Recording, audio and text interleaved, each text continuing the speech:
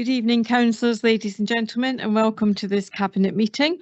My name is Councillor Anne Dorey and I'm the Leader of the Council, and to my left is the Deputy Leader, Councillor Dale Broughton, and to my right is the Chief Executive, Rob Barlow. Before we start, may I remind everyone that we are live streaming the meeting and then it will be uploaded onto YouTube. We will now move to part one of the agenda, the preliminaries. Do I have the Cabinet's permission to sign the minutes of the previous meeting, which was held on the 20th of September 2023? Agreed, thank you.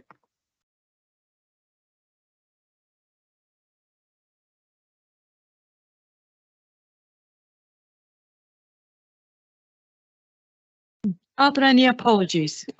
Councillor Sarah Sharp has sent her apologies this evening. Thank you. Does any member here wish to declare any interest in respect of any items on the agenda? No declarations. Are there any questions from members of the public? There are none this evening. Thank you. We'll now move to part two of the agenda. And the first part of that is recommendations from overview and scrutiny. And I'm delighted to welcome Councillor Paul Gleeson, who's joined us from the Corporate and Community Scrutiny Committee. Councillor Gleeson. Thank you. We had a joint scrutiny committee on the 12th of October, so that's both the scrutinies, but because the item would have normally come to my committee, I chaired it. Following a detailed presentation, significant deliberation took place, which included comments, questions, and a number of suggestions for improving the draft strategy. General comments saw the committee agree that the main focus of concern on being able to improve the town was enforcement to address the challenge, the ongoing wide-ranging antisocial behaviour in the town, none of which was policed or prosecuted, and included all-day drinking in public areas and the effect on both visitors and residents. Further concerns noted retailers no longer reporting theft and the impact the loss of those crime figures had on statistics. Members recognised the restrictions in the police budget and reduction in PCSOs, but agreed Boston had big problems with having the highest fear of crime, highest drug usage and highest burglary figures across the partnership. Referencing the strategy, a member questioned the use of the word resilience and sought clarification of its context, stating they hoped it was not in the adverse manner, implying tolerance of residents. Clarification was provided that the word used was included in a productive and positive manner. Concern was further noted at the wording of the strategy in that it was intended as an outward-facing document, but was not written as such. A more detailed clarification of the mission statement for a clearer understanding was also required.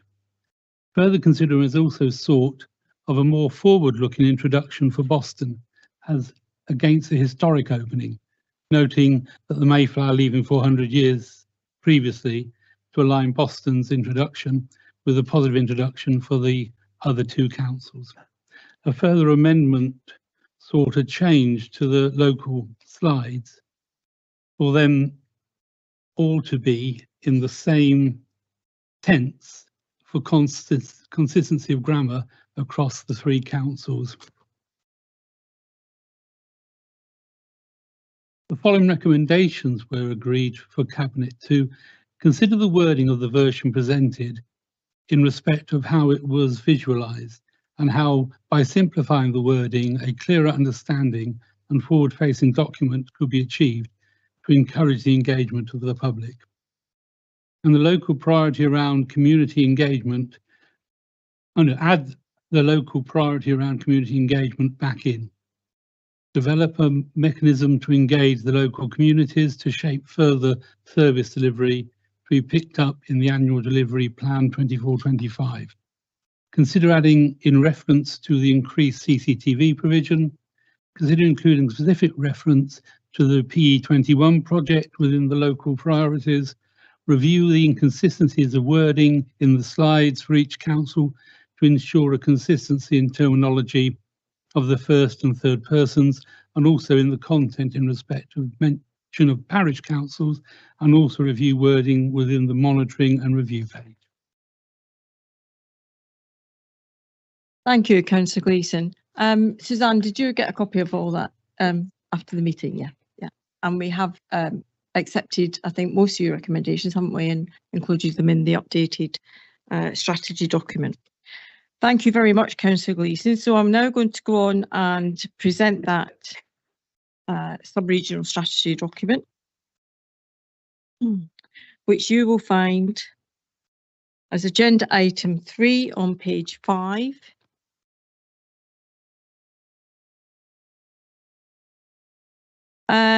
And so this is the equivalent of a corporate plan, but for the whole of the partnership. It sets out our priorities for the partnership over the next 5 years around growth and prosperity, healthy lives, safe and resilient communities, environment, and efficiency and effectiveness. It also sets out our local priorities for Boston around civic pride, the town centre, street cleanliness, fly tipping, supporting businesses, promoting arts, culture, heritage and tourism, improving infrastructure, managing budgets and assets, and community safety. We did hold member engagement sessions in September, and the draft document has been to a joint overview and scrutiny at each of the councils. Well, joint overview and scrutiny here. It's also been to scrutiny at other councils, and their feedback is set out in the covering report. The feedback mostly relates to wording, which has been reviewed and amended, but specific items for further consideration by Cabinet are to consider the wording of the vision. Is it something that can be visualised? To consider potential additions to the local Boston priorities around the PE21 project, community engagement, and increased CCTV capability. And I'm happy that we have a discussion about that this evening. And the draft priorities are currently out for consultation with residents, local businesses, BTAC, parish councils and staff. A summary of the latest consultation responses to date has been tabled this evening, and you've all just been given a copy of that. And we will review the priorities each year as part of the partnership scrutiny process to ensure that changes can be considered if necessary. So there are 2 recommendations that I'm moving this evening. That the Cabinet recommends a sub-regional strategy Appendix A to full council, subject to any final consultation feedback agreed with me as a portfolio holder, and that the Cabinet recommends to Council that the sub-regional strategy becomes a line of inquiry in the Partnership's annual scrutiny. And do I have a second of those recommendations? Thank you, Councillor Baxter, seconded by Councillor Baxter. And so now I will open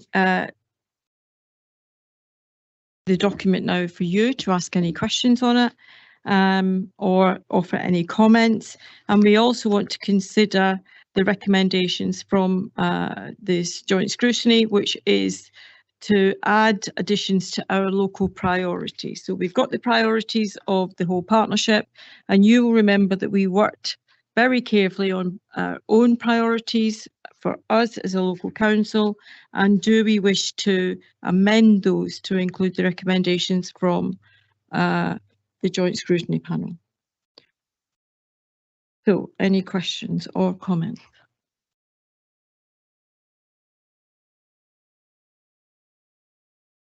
Emma. Thank you. So I've got a few sort of comments and questions. On page 17, we talk about our services. And when we're talking about community cohesion and talking about engagement, it says the partnership will seek to use simple, plain English with residents to make it clear what decisions are being taken and the reasons behind them. Would we consider translating any of this information to engage with our local community? Yeah, that's a good question. I think that we do provide a number of documents and leaflets in different languages. I haven't honestly been asked that question or given it any thought as to whether we would publish this in different languages. I think on the website it might be quite easy. Not easy but cheap, really, to publish it on the website in different languages. Whether we go to publishing it in print in different languages, we may have to think about that carefully. I'm not sure there's a budget for it, but we would certainly be able to, I think, print something off for a resident if they asked. Suzanne, do you want to say anything about that? Yes, we are pulling together the comms plan for when we launch it, so we can take that into account, and we'll also look to do a one-page summary so that it's very clear for everybody, and then that might be an easier version to translate if needed. And as you say, on the website, that's very easy. I've got another comment on page 40. The second bullet point talks about reducing fear of crime by working with partners and local communities to understand and change perceptions. I think that's really important, that change perceptions. I think that's quite poignant. So certainly within Boston, I know this is for the whole partnership, but I think certainly in Boston, I think that's really important and a good point that's been made. Well, I agree, and I think you're well aware of the sterling work that we're doing with Inspector Colin Clarkson and Lincolnshire Police as a whole to address the blight of antisocial behaviour in our town centre, and we're very hopeful that that work is going to reap rewards for our local residents and make a real difference to their lives. Yeah, do you want to continue? Obviously, I'm really keen to work with the parishes and the villages, obviously within our borough.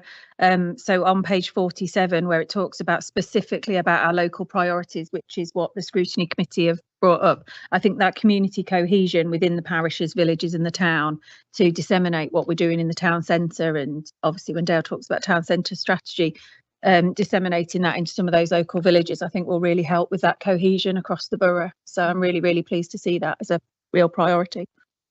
Well, thank you. And I know you were very, very strong in your desire to see that we annotated very clearly that our work is across the whole borough to include our local villages and parishes, and that we don't want our residents to think that we're all about the town centre. Whilst that is a key part of our work going forward, we're very much aware of the really good work that parish councils do out in rural communities, and we want to recognise and support that. Thank you. Councillor Butler. Thank you. Page 42, regarding the environment. We've got about working with local communities to develop green spaces and play areas, and obviously it's all about making a better environment for us all to live in. Would housing developments come under that? Because obviously we don't want. I understand we've got a need for a lot more housing in the borough. However, I'm also conscious that we don't want to build all over our lovely green space that we've got in the borough. Well, we have a local plan which guides us in where any major developments will go. In fact, any small developments. That local plan is due for renewal, I think, in the next couple of years. So that would be something that all of us would be able to have an input into. But at the moment, we're very much guided by our local plan, and that informs all of our decisions. Well, it should inform all of our decisions when planning committee meets to decide, or officers are making delegated decisions in planning to decide whether or not permission is given for the building of one house or 100 houses. Thank you, Councillor Butler. Councillor Broughton. Just a couple of things. You have to excuse me. Page 39, second, about the Police and Crime Commission engaging in consults with the residents of Lincolnshire. Boston's got 3 out of 4 as the highest. Are we actually getting any more funding to actually try and alleviate some of these problems from him, or is it just an engagement process? Well, the Police and Crime Commissioner does do a survey every year. I always do it, and I encourage my my ward residents to do it. We don't get any funding from the Police and Crime Commissioner, and it's up to him really to decide where he allocates his resources given by government to address the issues, A, that present through crime and their statistics, and B, what his community wants and what they say they want through the annual survey. So we don't actually get any money from the Police and Crime Commissioner. And just on page 40 as well, the fourth bullet point down, I'm pleased to see about the ensuring licensing policies support crime reduction. As I know, as you've stated earlier, Inspector Clarkson is doing a really grand job in Boston on clamping down on these like illegal shops and everything else. So I'm pleased to see that in it as well. Thank you very much. I know he's already shut down several shops along West Street, and I know that there are several more, I think, that are on his list. So I'm share your reassurance that the Lincolnshire Police are doing what they can for us. Councillor Baxter. Thank you, Madam Chairman. As I read through this, I thought how pleasing it was to the eye, and it's very thorough and practical. So the main thing that came across was the reasons for the recommendations. It encourages the benefits, makes us realise about collaborative working, but also in the economic climate at the moment, and we've been really good with getting funding and everything, this would be an instrument, wouldn't it, really, when we're engaging with government and funders. So I thought it was really good. Would this be a living document then? I know we've talked about consultation processes. Once we've gone to consultation, then would it last a year, or would it be set in stone, or can you still amend it later, please? No, I think your expression is a living document. We're going to review the priorities each year. It's such a wieldy piece of work. It's not something that you could fetch out every month and think, oh, we'll add some more priorities or we'll set off in a different direction of travel, which is why it was so important that we consulted everyone on this and that we took the time as a cabinet to consider what our priorities were for our direction of travel. So we linked, if you remember, we linked our priorities very much to the manifesto that we set out when we got elected, and we tried to make sure that we are delivering on the promises that we made to local people. So yes, it would be a living document. It wouldn't, I don't envisage that in the next 4 years there would be any major deviance from the direction of travel, but that we would offer tweaks and a different steer perhaps, depending on anything that was to, rise up or happen that we weren't expecting. Thank you. Yeah, I think it's can ask Suzanne if there's anything else she'd like to add to that. If you just hold on. Okay. That's absolutely right. But also we've got the annual delivery plan. So the actions that sit underneath the priorities are much more dynamic and they'll move more quickly. So there's opportunity to move those much quicker. Thank you. I think it's fantastic as well when we come to Cabinet and various other sort of organisations that we're starting to consult so much, really. That will come across with the paper that we're going to sort of discuss later, that it goes to scrutiny, we're consulting our residents. Well, I think it's amazing. So thank you to everybody who's involved in that. Thank you, Councillor Baxter. So if everyone's asked questions, I think we're going to go off piste a little bit here. Hang on, Rob. Got your salopettes on. Because we are literally going to consider now and debate whether we want to take the advice and guidance of the joint scrutiny panel, because we came up with our, on page 47 now, guys, we came up with our priorities, which are set out there, and we've been asked now to consider whether we want to add to them. And what the Joint Scrutiny Panel have asked us to do is consider whether we want to add in the PE21 project, something around community engagement, and something around increased CCC. I did 3 C's there, didn't I? CCTV capability. Now, I'll come back to you in a minute, Councillor Gleeson. I have to say, and maybe I'll bring John Leach in here, we have got some increased CCTV through the Safer Streets funding. And although those cameras haven't gone live yet, but they are being installed at the moment. So that may, so I'm going to bring you in, John, because that may be something, Councillor Gleeson, that we've already done or that has been addressed. And that way, if it is, we can perhaps park that. John.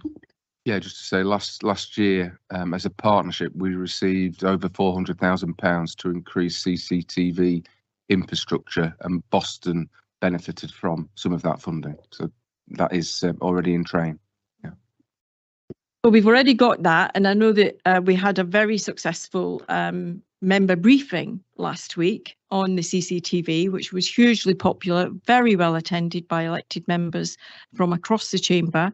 And already I know that two of our colleagues, I believe Councillor Stuart Evans and Councillor Claire Rylett, have already taken advantage of the community safety manager's invitation to go and sit with a CCTV operative and watch a shift and see how well and the amount of work they do, the volume of work and the type of work that they engage in. So that's been really successful, and I feel that's a thriving department. It's a very important department. It's a hugely important piece of work that we offer our local residents.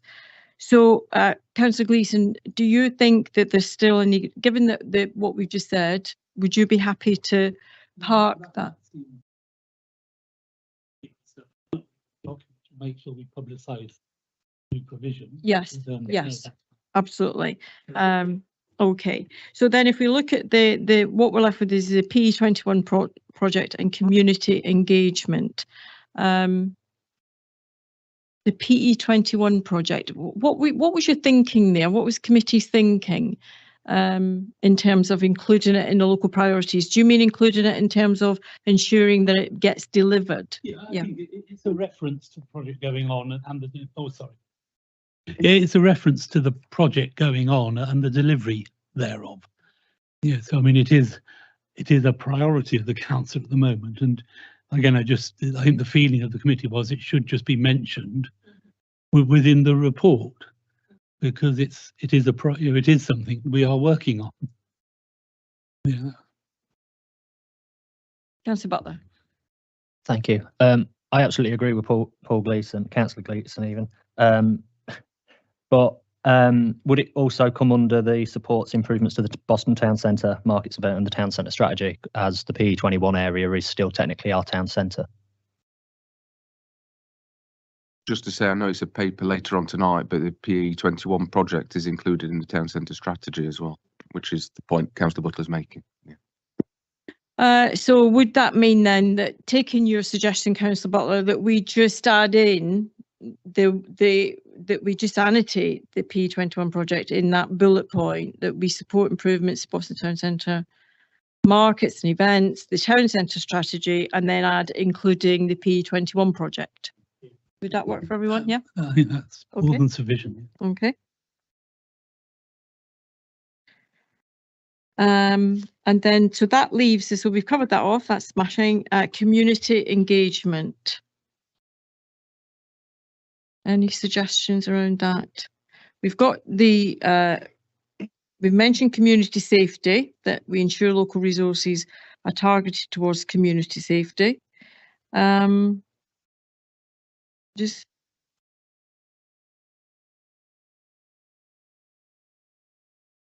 you have to use your mic.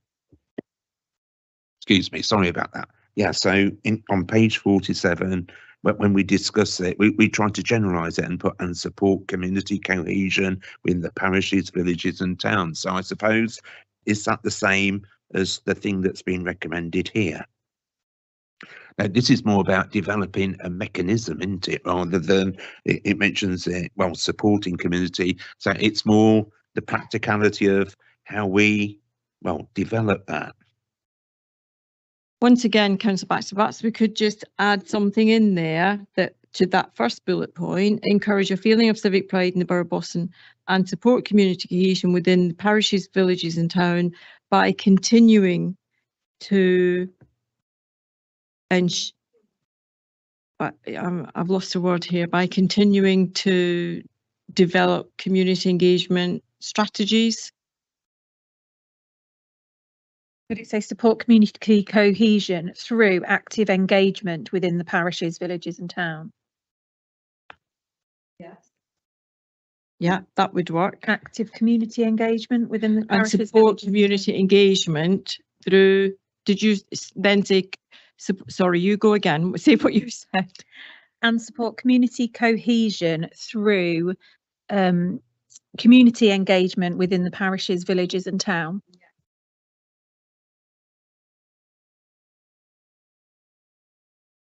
You want to read that sentence again, just so we've got it? Encourage a feeling of civic pride in the Borough of Boston and support community cohesion through community engagement within the parishes, villages and town. Yes, I like that.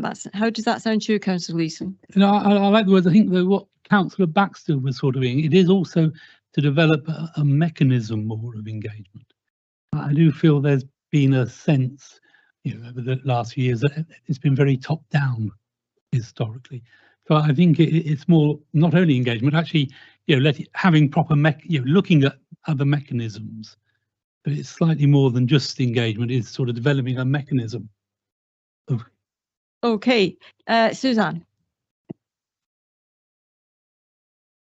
Yes, it came out loud and clear from the engagement sessions with members as well. And I think there is an action in the annual delivery plan that we're putting together that will be that mechanism, that public engagement, so we can cover it within the ADP as well. Okay, but how do you see it, Suzanne, in terms of the priorities? Because that's what we've been asked to do. Yeah, I think that priority that you've come up with is spot on, and I've got active as well. I think you've got that originally, active community engagement. It just gives that that emphasis to that it's more than just doing surveys, and that's what the committees were trying to say, that it's no good just asking people to tick a box. It needs to be something much more in depth than that, and you can't do that overnight, but we can work towards that. Yeah, but yeah. And thinking about a mechanism for that, we've already started to engage, particularly with the parishes. We've had the first parish meeting, and obviously they've been timetabled going forward. So that's an active mechanism where they can come to the table and bring things to us. Yeah, and not to steal Councillor Broughton's thunder, we've also engaged with market traders, we've engaged with town centre businesses. So there's different pockets of communities within our generic community. So would you be happy with that, Councillor Gleeson? That strategic overview is amended to what Councillor Creswell said, but no, that Suzanne's got it covered off in the annual delivery plan. I think that's fine. I mean, I recognise, I think all the new councillors do, that there is a change with the approach to engagement with people. So that's a good thing. I just think it's more, you know, to reinforce that is a priority. You know, it is a priority, which you do with that phrase. Well, that's good. Thank you very much. Anyone else want to comment or say anything? I think we've done that really well.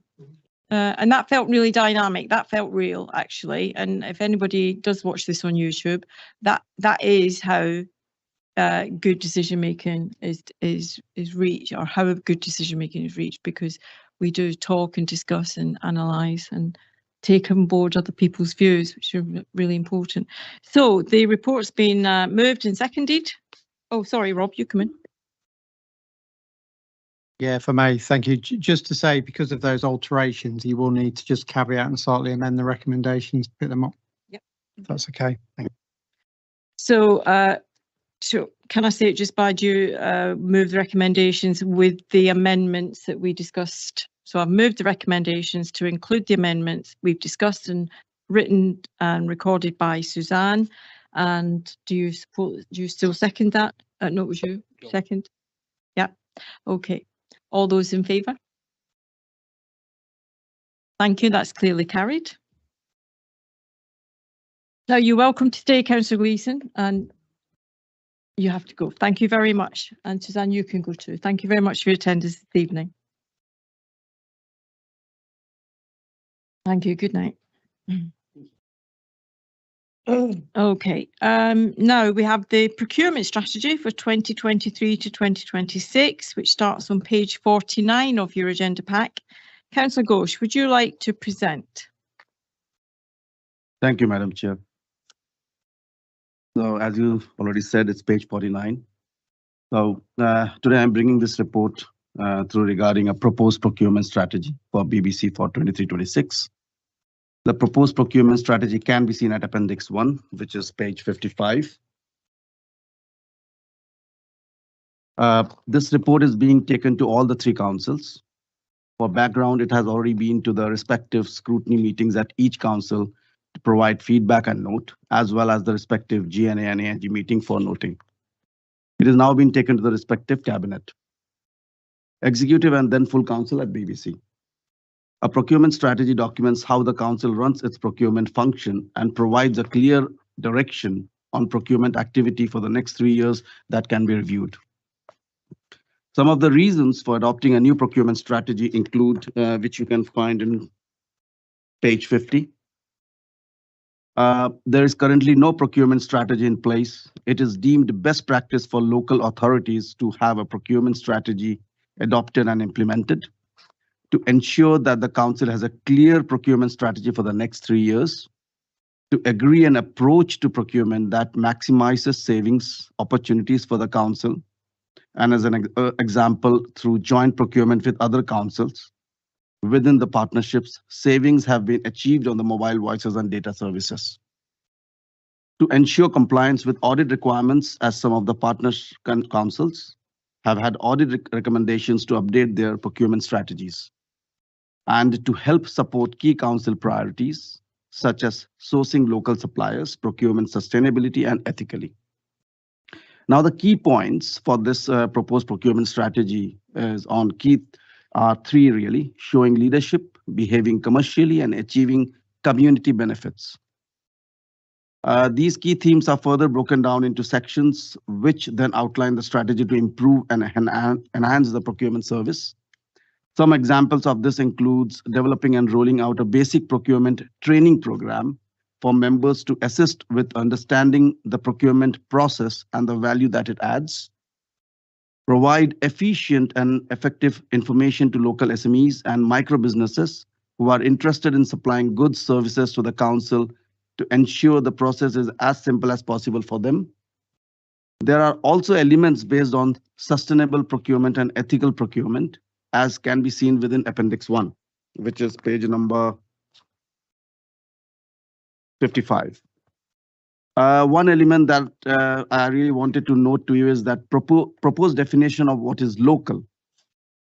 If you see at page 69,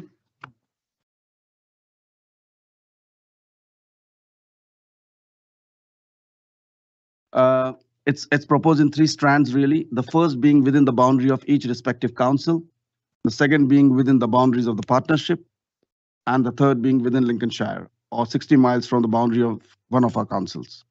The cabinet is asked to note the feedback from the Corporate and Community Scrutiny Committee and recommend the procurement strategy, as can be seen at Appendix 1, to the full council for approval. Thank you. Thank you. And will you just formally move the recommendations, Councillor Ghosh, please? Did you? I don't think you did that. Yeah, the recommendations on 49 and 50, and then we'll get a seconder.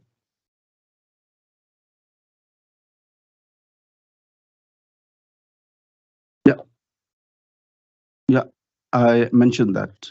You did? Yeah. Right, sorry. Okay, do you have a seconder?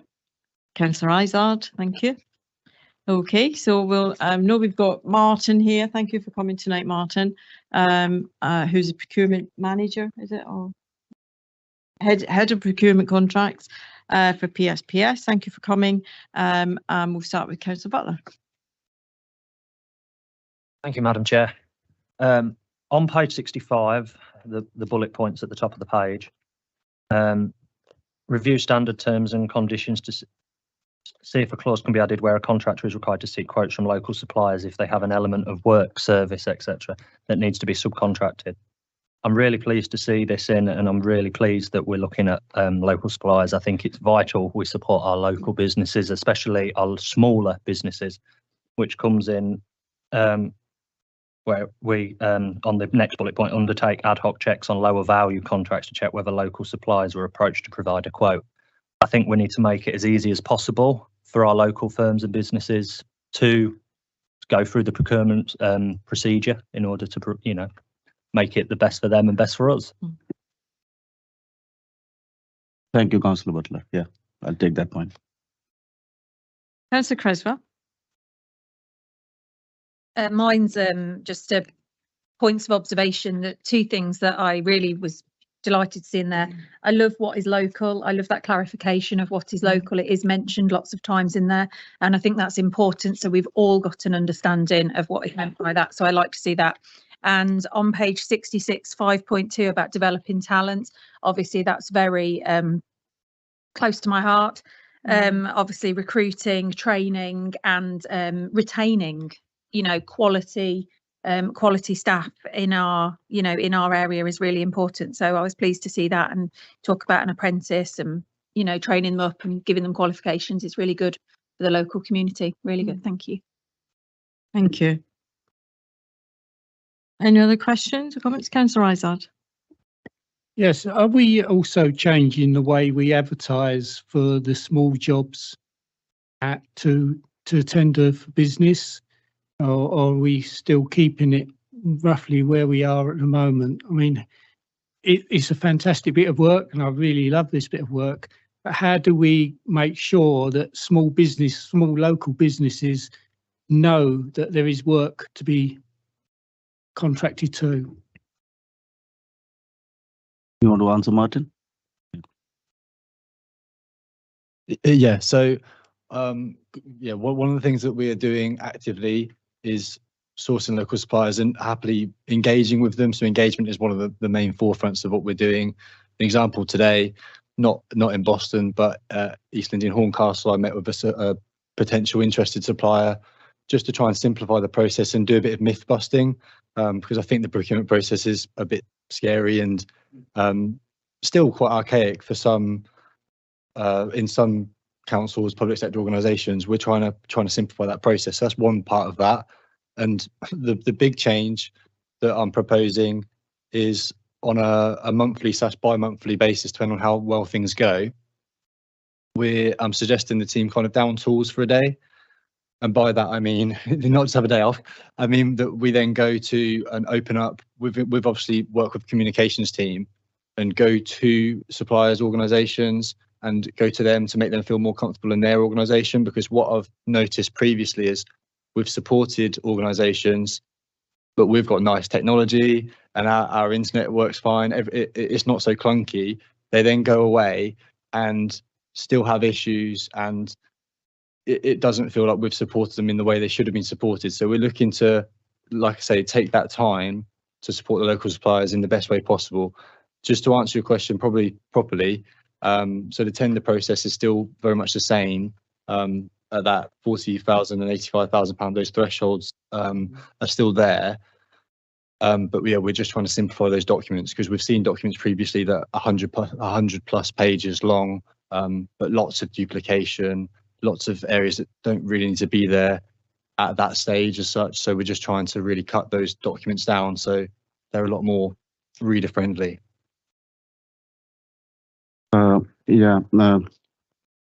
Actually, I personally believe that to get a good quotation, and we really need to increase our vendor data bank, and that's why there are two-way communication. We should go, either we go to them or they come to us, and that's what I think Martin have explained. Regarding the thresholds, we are still on discussion. It's not yet done, so probably I'll come back to you about that.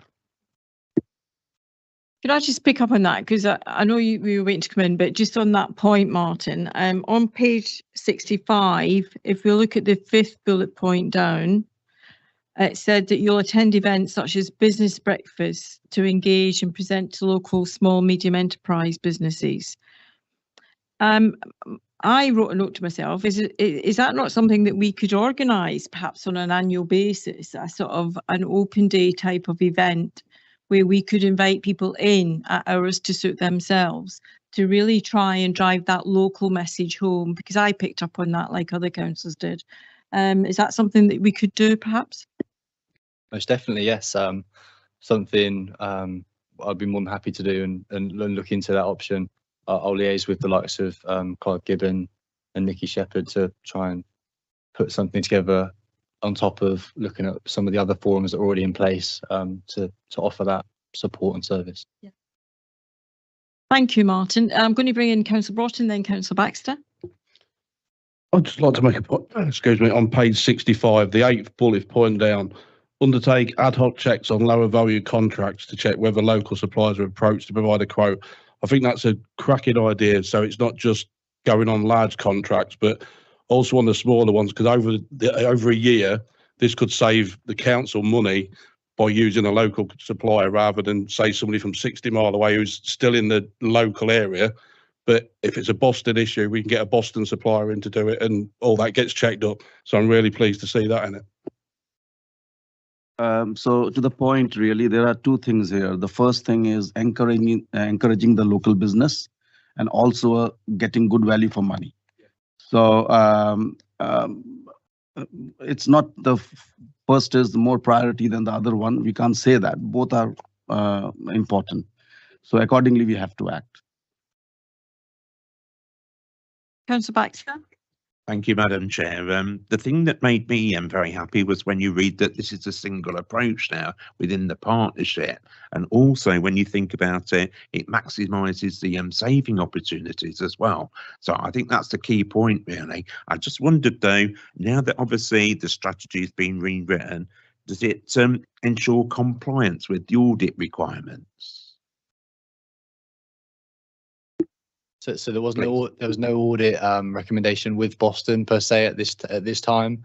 The audit recommendations with both East Lindsey and South Holland, that does make them compliant. And the point we were trying to put across was that should Boston have had an audit on procurement any time before this strategy was implemented, the exact same recommendation would have been put together. So yes, in a simple answer, but Boston didn't have the recommendation in the first place, if that makes sense. I feel like I've confused that more, sorry. You finished, Councillor Butler? Yeah. Councillor Butler. Thank you. I'm also pleased to see in the report that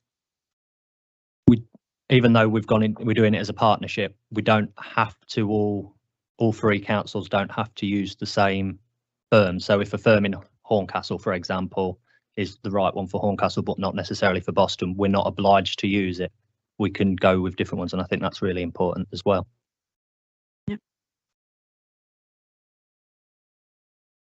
If there's no more questions, I'll ask a couple.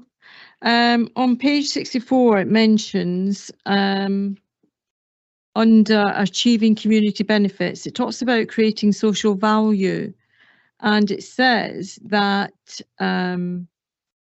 we'll use social value IT, social value IT system, which measures social and value in financial and non-financial terms against national themes, outcomes and measures. Where would I be able to find those national themes? So that's the social value portal. You can find you can Google the themes, outcomes and measures, and they'll come through. What has actually transpired is we may use some different themes, outcomes and measures through the social value engine, which has been procured by the councils already, and they are called the Sustainable Development Goals. And there's over 400 financial proxies. And what that means is, a good example is the use of a local apprenticeship. If a supplier put that within their response, that would attribute a financial value, let's call it X £1,000. And there's a quantitative amount of data that you can compare suppliers against, backed up with their method statement, which is the qualitative side of things. So that's what they are. But yeah, that's just going to be the Sustainable Development Goals now. Well, I think that's a really good piece of information there, because that in itself, you would like to think would encourage our local businesses to take on apprentices, so that it's going to up their marks when they bid in for contracts. So yeah, it becomes a circular economy type of thing. Also on page 65, under voluntary community and social enterprises, you've stated that there are currently only a few engaged in key contracts. And I just wondered if you could give us any examples of any VCSEs who are currently working with us. Off the top of my head, no, I'd have to take, if I'm able to, I'll take that back and I can feed that back through to you from our contracts registers. Yep, that's fine. Thank you very much.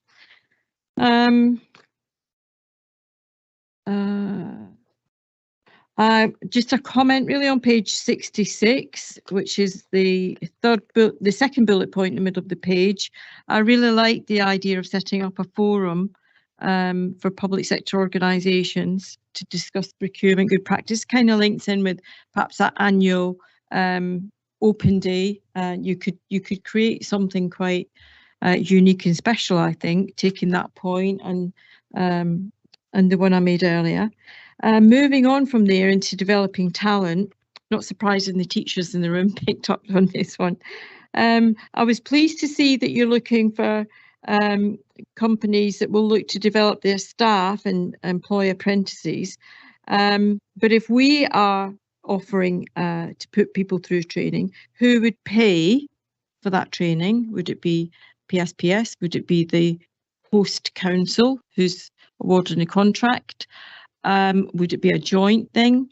And if we did pay for someone's training, and perhaps we already do this, do we have any kind of retention clause in the contract so that if we pay a significant amount to put someone through a course, that they then have to stay with us for a minimum period so that we recoup the benefit of that investment? So from a PSPS perspective, yes, we've got people training already, and that is put out of a PSPS training budget. And we do have a retention, as you've noted, but I'd have to kind of delegate to either John or Rob on the council perspective.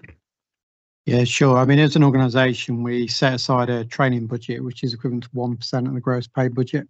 So it is something that we value quite highly.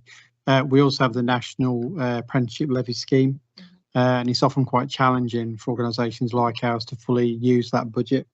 It's often at risk of being lost, so we do work very hard to do that. So if there is a particular role that we have a need for, it's more often the case, and we do have the budget available. And it's not an extra cost to the council, it's something that if we don't utilise, we'd lose it. Yeah. And then I had a question around a point on page 67, which talked about exploiting digital technology.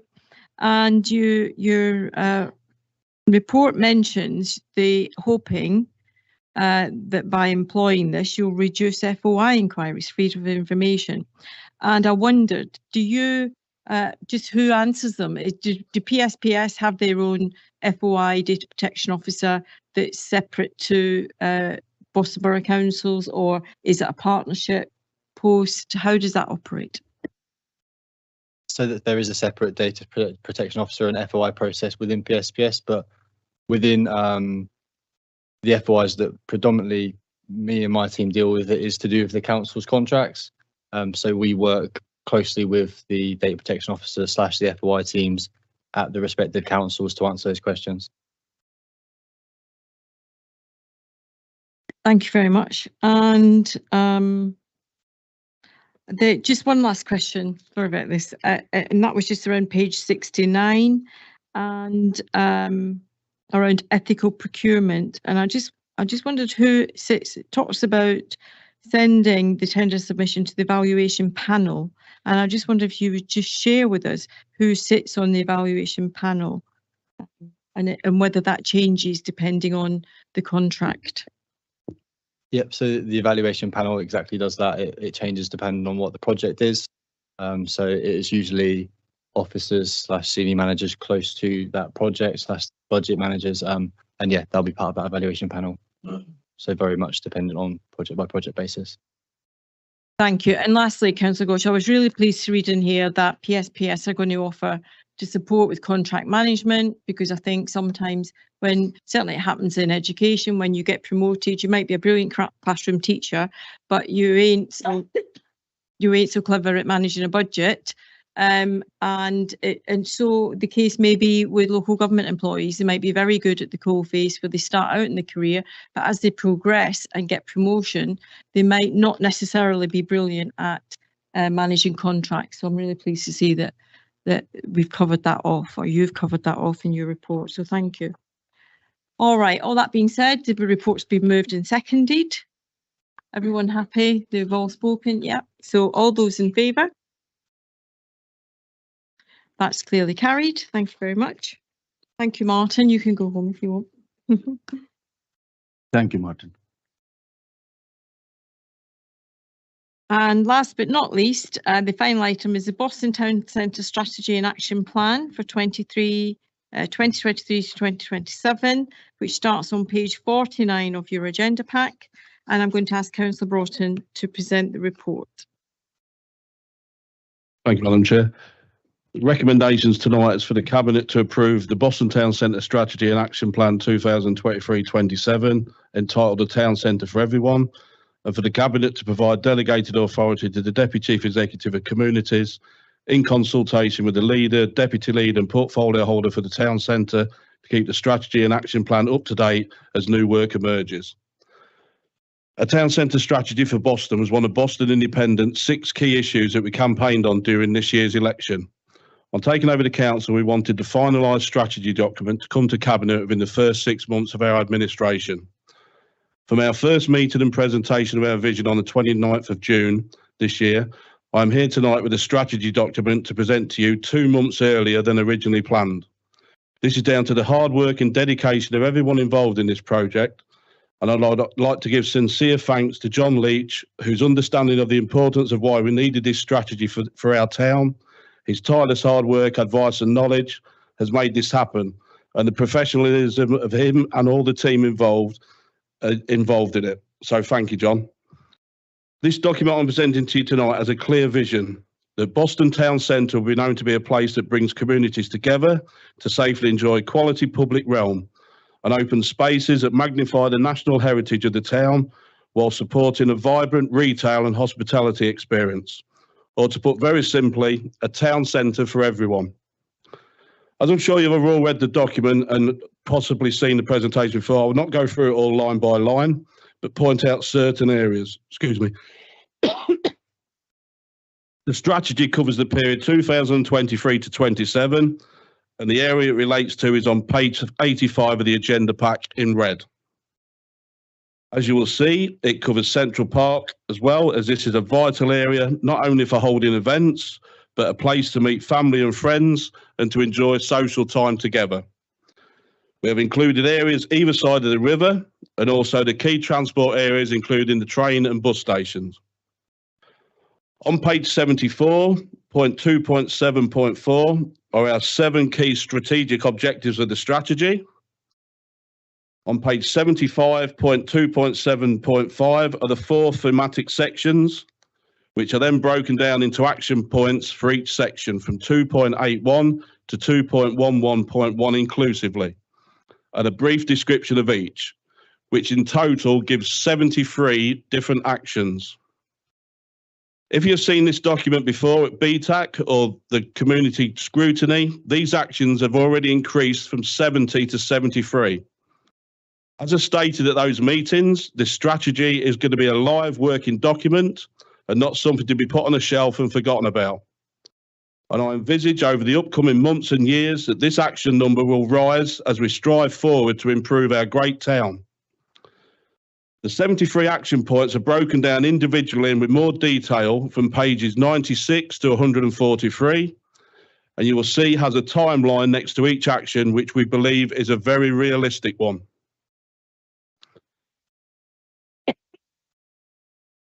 As a lifelong and proud Bostonian, I know that our town isn't perfect, but then no town is. But by hopefully you agreeing to this strategy this evening and then us implementing the actions in it, I'm confident our town will see vast improvements going forward. And instead of the negative press we get, start promoting everything good we have about our town and playing to the strengths of it. For example, a regular complaint in the town is that it's dirty and never cleaned. But if you look on page 92, we've included images of our hard-working operatives who are cleaning our town daily, but are unseen by many as they start between 4 and 5 a.m. And in my eyes, some of these are the unsung heroes of our town. Can more be done? Yes, of course. And through this strategy, it will be done.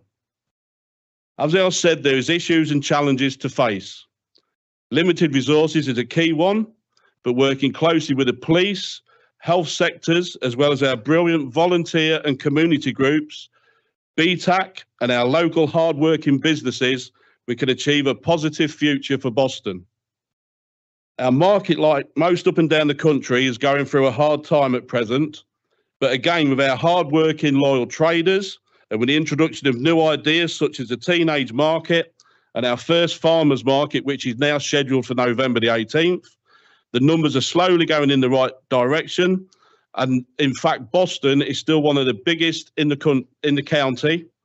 And with our hard-working staff, we will strive to bring new businesses both onto the market and into our retail premises, which will then hopefully bring increased footfall into the town and also bring more visitors. Bad publicity doesn't help, and this was highlighted last year at Christmas with our town being the talk of both local and national press for all the wrong reasons. I am sitting here tonight confident in the knowledge that our first ever 4-day White Christmas themed festival, and yes, a real Christmas tree back in its rightful position, will be the start of a positive new Boston going into 2024 and get us started on the positive publicity that this town desperately and deservedly needs. We have some amazing people and communities in this town, and we need them to get behind this vision we have and join us on the journey to make Boston great again. This strategy has been through corporate and community scrutiny. The BTAC committee, who will play a big role in this going forward if agreed tonight, as well as meticulous consultation processes, including the retailers, market traders, public interaction and social media, where on one 24-hour poll alone, we received 2,147 responders, and many highlighted and agreed with what is set out in this draft document. I will now hand over to John Leach to summarise the results of the consultation process and then be happy to answer any questions you have after. Thank you, Councillor Broughton. Did anybody not hear that?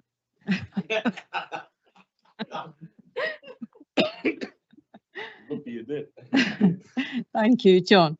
Yeah, no, thank you very much, Madam Chairman, and thanks to Councillor Broughton for what very much has been a team effort collectively from politicians and members of staff as well. Very much a team effort, so that's appreciated. In terms of the consultation, that ran for a month from the 15th of September to the 15th of October. We used a whole range of different consultation methods to reach local residents and visitors to the area. We had online consultation for the community, for business. We had social media surveys. We had 2 engagement sessions on the market. We had specific consultation events with young people as well, and we had direct consultation with key organisations. So it has been an extensive consultation exercise. In terms of some of the figures, I'll just briefly summarise those. In terms of the community online survey, we had 262 respondents to that, 21 business respondents to the business online survey, 324 responses were received on both days of the market, and we engaged specifically with 66 young people working with Boston College, Boston High School and also NACRO. And I think Councillor Broughton also talked about the reach that we've achieved through social media. So a Facebook post actually reached over 2,500 responses, which is pretty significant, and the highest single reach with views on this initiative went to 13,693, which is pretty phenomenal, I would suggest. In terms of the feedback, a lot of what was put forward in the strategy was supported. So the vision was supported, the strategic objectives and the key thematic areas were supported. What we did get feedback on specifically were things like street cleanliness, fly tipping, envirocrime, toilet infrastructure, all the things that you know and I'm sure campaigned on, played out in terms of the feedback that came through the consultation. Things like community safety, transport, empty shops, improvements to the market, etc. As a result of the consultation, we did make some changes, and I'll just highlight those briefly. So changes included to the vision itself. We included the word safely to just reflect the need for people to feel safe within Boston Town Centre. So that now plays out in the document that's before you tonight. In terms of the actions, we had 4 additional actions. So we have consideration of Boston Town Centre working towards dementia-friendly status. That's one action. Support a new or replacement for the library provision within the town centre, working with the county council. Consider ideas for transforming the bus station in Boston and bus infrastructure, again working with the county council. And then also importantly, seeking alignment with the government's £20 million long-term plan, the 10-year funding stream that has opened up for us just recently as well. So that now features within the strategy as well. We also updated things like the historical narrative. We included key sites such as the football club, a comment that came through scrutiny. We've improved reference to young people as well. And we also included narrative that came through from public health colleagues at the county council around air quality. And then we updated, of course, the consultation section as a consequence of the feedback that we've had. So that's summary, Madam Chairman. Thank you very much, John. And I'd like to echo Dale's comments and thank you for your enormous hard work and dedication to this task. No, it's been wonderful how the attention to detail that you've given this and the support that you've given us as a new administration has been absolutely fantastic and made us all feel at times that even though we think we're asking something silly, you've never made us feel silly. So thank you for that. And thank you for your vision and determination in getting this delivered on time and ahead of time now. So all that, thank you, John. All that being said, I'll open it up now to the floor. Start with Councillor Butler. Thank you. Just a couple of questions just to start with, please. Firstly, on page 88 of the main document, a new public park between the river and the Len Medlock Centre. I get a lot of feedback saying, all we're getting is a new park in the PE21 development. Obviously, it's not just a park, it's a lot more than a park. But it's not even a park, is it really? It's a public realm space. So can we look at rewording that to try and take away from the fact that the public think that we're getting a new central park type thing, because that's not what is proposed at all. Who wants to take that? I can respond if yeah. Do you want to take that, John? Sure will. Yeah, absolutely. The wording can be adjusted. That's the purpose of tonight, to receive your final feedback regarding the strategy. Indeed, it isn't a replication of Central Park. It is a public realm space, and we can adjust the wording as you see fit. Yeah. Thank you. So can hang on before we leave that then. So if we look at that first bullet point then, and taking what you just replied, John, a new public realm between the river and Len Medlock Centre would work, and then in the next sentence, the space will include green spaces. This area will include green spaces, etc., etc. Does that work? Yeah. Okay. Thank you. Carry on. Secondly, on page 141, reference number T11, the long-term proposed action. Depending on proposals for removing vehicle/bus routes in the marketplace, I think this is a brilliant idea. Having spoken with market traders, having worked on the market when I was a lot younger myself, vehicles going through the marketplace is dangerous, and the fact that it even happens in 2023 is beyond me.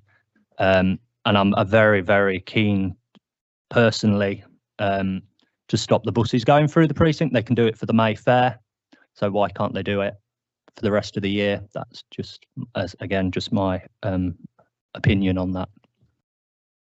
Just coming in on that, Councillor, but yeah, that did shine up quite a lot in the consultation as well, that people are keen on seeing that happen. So this will be getting looked into as a matter of urgency rather than a long-term thing. So I'm sure John, I don't know if John's got any numbers on that part about the consultation with the buses running, but I know it did come up on quite a lot of different consultation pieces, didn't it?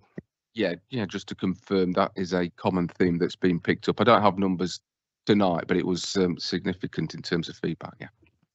I think on that point, I was councillor when that was introduced. I think it was around 2008, 2009, and there was a lot of I was certainly very unhappy about it and protested against it. However, the way it was sold at the time, just to, help brief your understanding, is that the county council introduced it by saying that it was economically unviable for Borough Lane to run the service without going through the pedestrian precinct, and it was sold very much on that basis. Not sold, it was implemented and imposed on us on that basis, that they couldn't make the finances work any other way.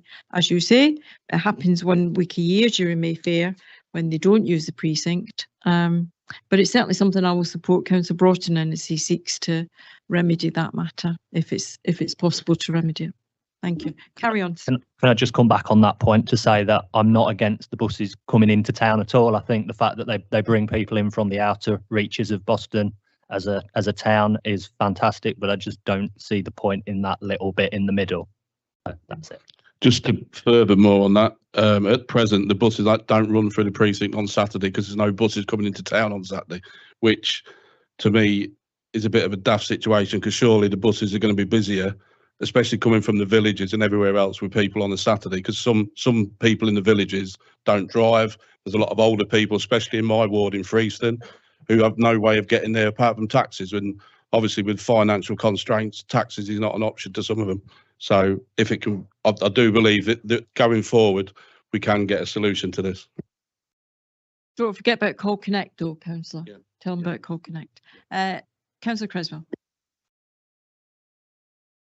Sorry. One of my points is about Call Connect. The first one, when during the consultation of the strategy, one of the key thematic areas and the key issues was about the need to support the younger, the older people, and those with a disability.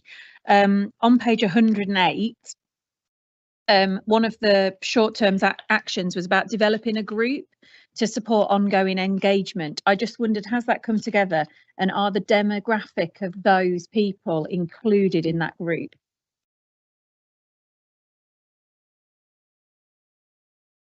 Is that CS226? Is that the one? I believe there is several groups at the moment, individual groups. I know Councillor Stables is involved with one. Also, there is one in the town, the Downright Awesome, I think it's called, something like that as well. So there is community groups, but we will be looking at increasing them. And also, I do believe councillors do go to these groups as well.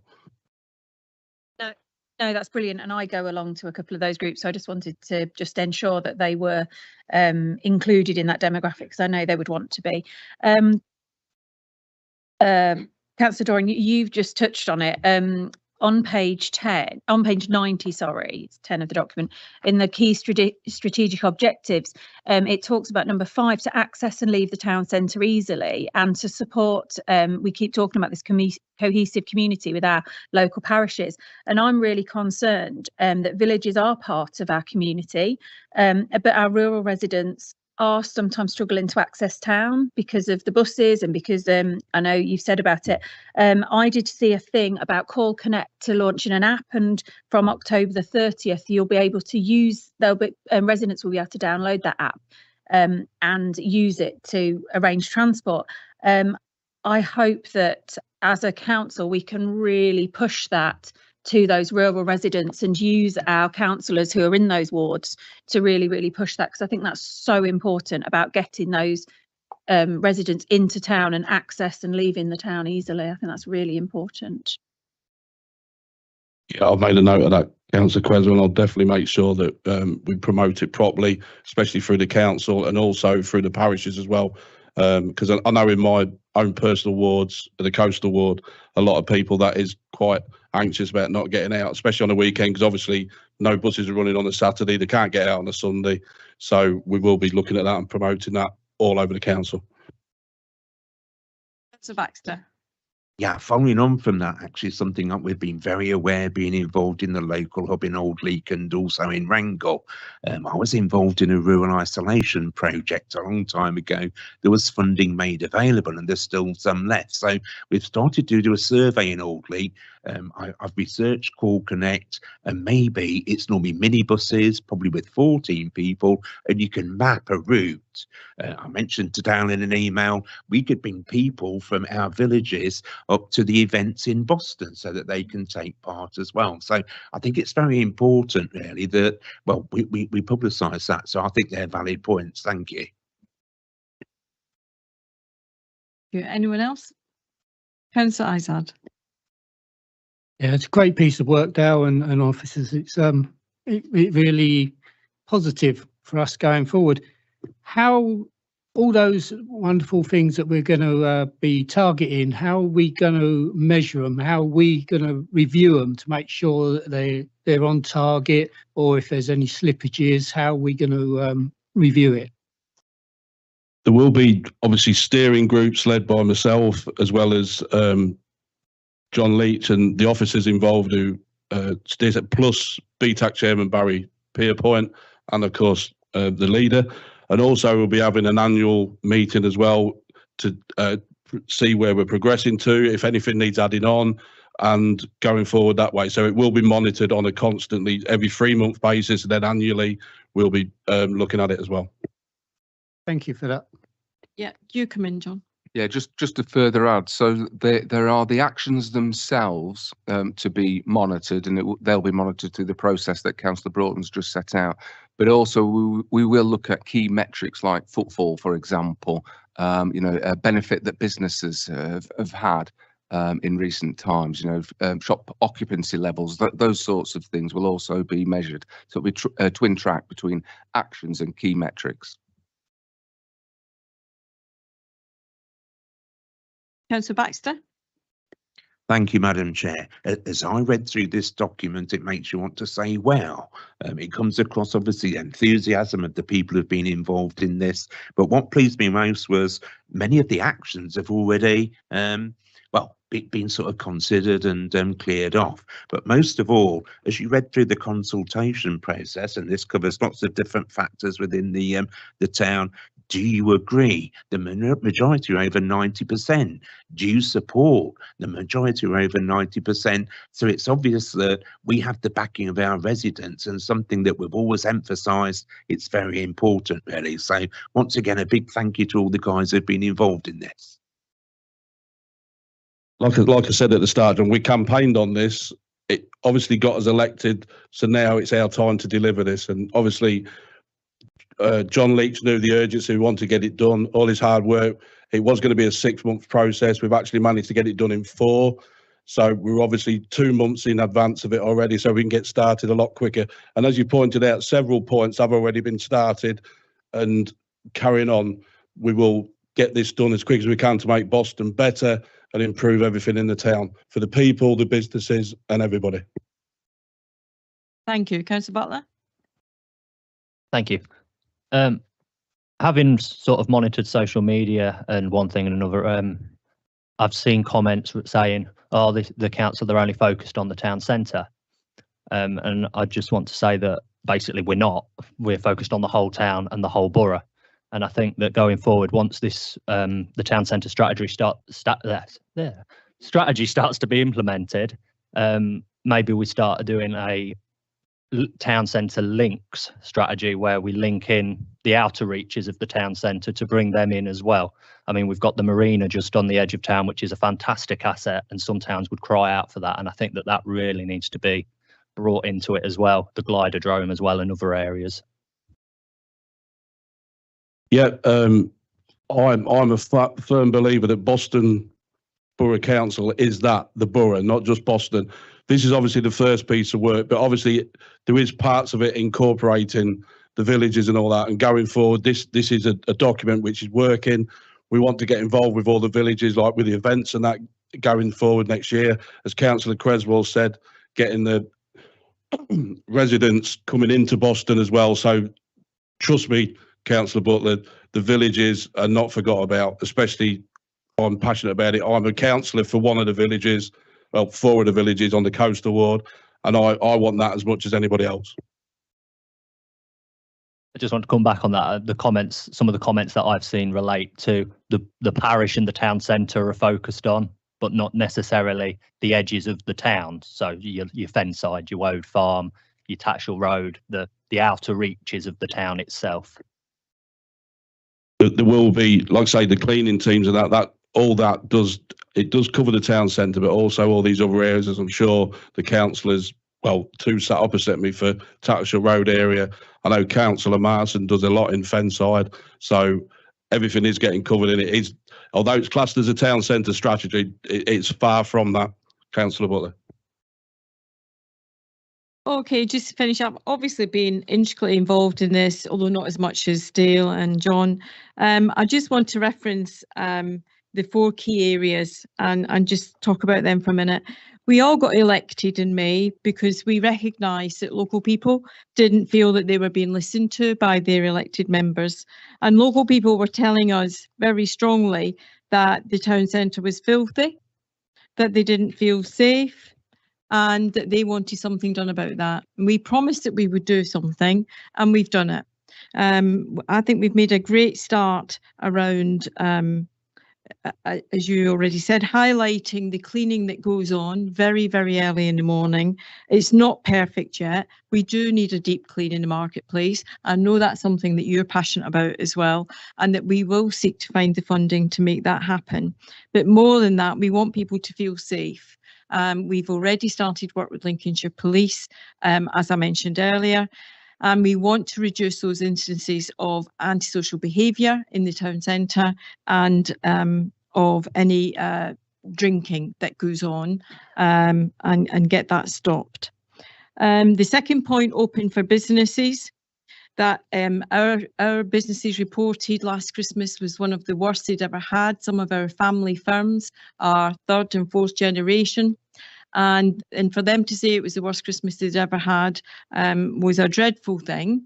And we promise them we'd do something about that. But we're not just thinking about Christmas, we're thinking about the future. So Dale has already started a business forum, which I'm delighted about, and that will grow. And he's already started a forum for market traders, which again will grow. I know he's worked extremely hard to consider the offer that we have at the market.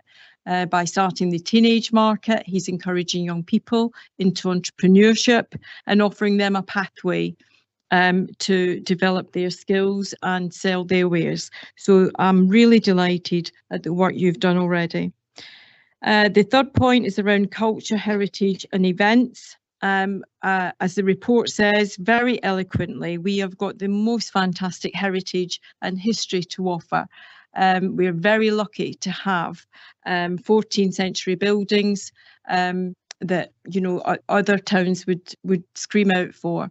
We don't celebrate them enough, I feel, at the moment. I think there's work to do there, but I do feel that we have the staff that can do it. I feel that we've got the vision and imagination and creativity amongst the cabinet that can achieve that. And I know that we've got the right portfolio holder in place with Sarah Sharp, because she really is driving forward issues around culture and heritage and tourism. And I think it's one of my dreams is to be confronted by busloads of American tourists coming to visit Boston. I think that would be just wonderful. And I look forward to that happening. And lastly, the transformation. We've got to recognise that the town centre is never going to trade in a way that it has, perhaps in its heyday. And we have to be in a position to be able to work with what we've got. I know some of the £20 million funding that the government's really given us that funding, by the way, because they have confidence in us as an administration. And part of that funding will be used to rethink the town centre and make sure that those large footprints of retail space are utilised perhaps differently to the way they've been done before. But we've got to think outside of the box and make sure that the word ghost town can never be applied to Boston. So I'm looking forward to sort of blue sky thinking from everyone around that, and from that blue sky thinking from both officers and elected members, we will tease out some really good ideas about how we can use our town centre in a different way. So I'm delighted. I'm over the moon with how far we've come. I'm chuffed to bits. I'm very, very proud of you all. I'm very proud of you for achieving this deal. So thank you very much. Did you move it formally? Yeah. Did you put, no, you didn't.